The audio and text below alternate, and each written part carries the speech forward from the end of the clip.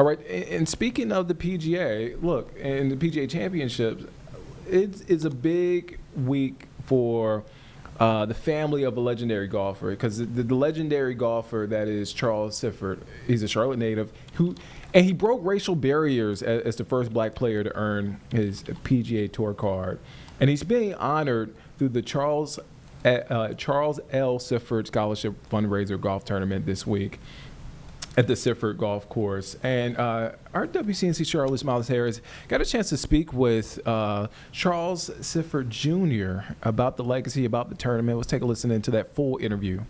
7:30. Hopefully the weather holds up. Kind of talk to me what you guys are planning for tomorrow. This is Sifford, yeah. Okay, well, we plan on having a 9-hole shotgun start, 4-person scramble. And the purpose of the tournament is to raise money for the Charlie Sifford Scholarship Foundation.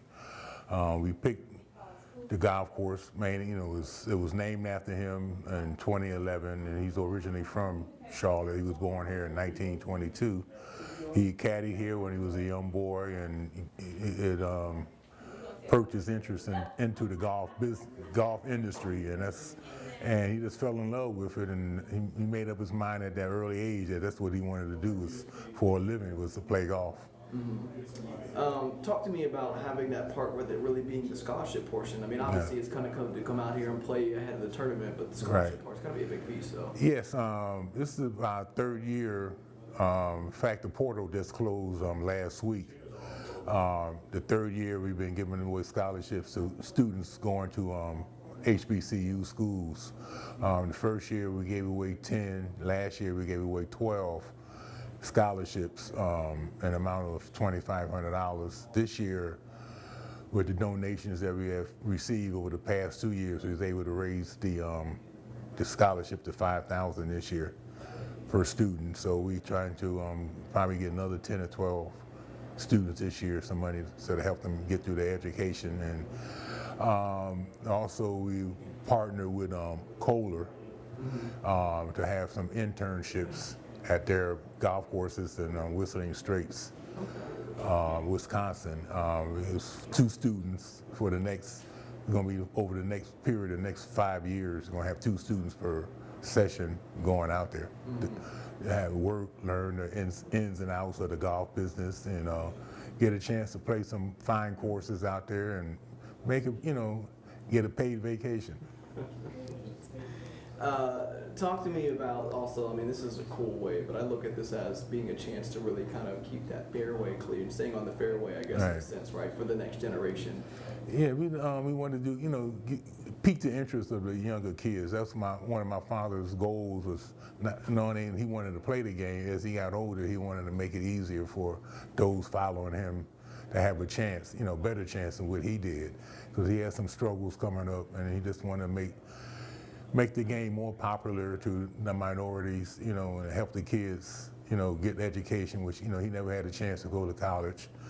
And he made sure that myself and my brother went. And it was just, that's his goal, to help the kids,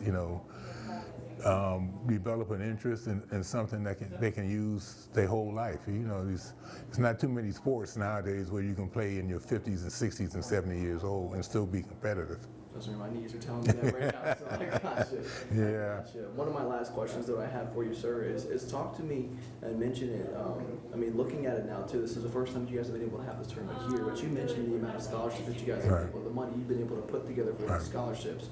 What's the big message, or what's the one takeaway that you hope that anybody gets to see with this event, whether they see it on air or see it in person as well? Yeah, to help those coming up behind you, you're fortunate enough to have someone help you come up, so now it's your turn to chip in and help the ones following you have a chance of success, and you be a role model, that they see the people that came before them make a success of their life, that they know they have a chance to do something on their own as well.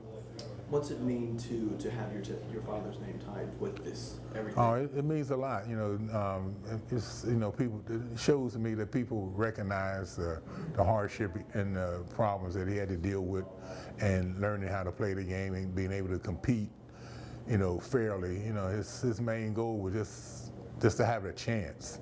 If he failed, he failed, but all he wanted to do was have a chance, and that would lead to his book that he wrote, Just Let Me Play. That's all he wanted to do, just let me play, have a fair opportunity to succeed, just act like everyone else did.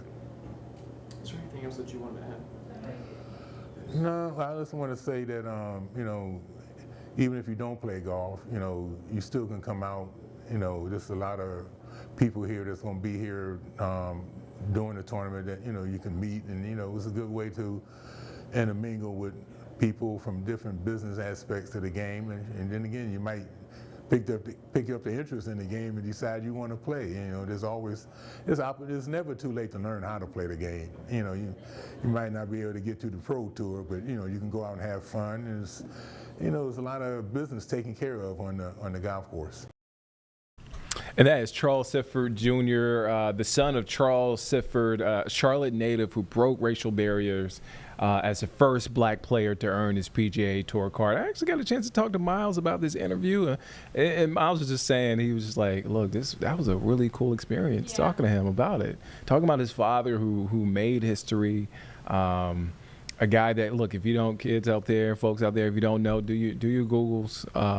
It's just a very significant man, giant within the sport. And again, the Charles Sifford Scholarship Fundraiser Golf Tournament happening this week at the Sifford Golf Course. All right, so we want to switch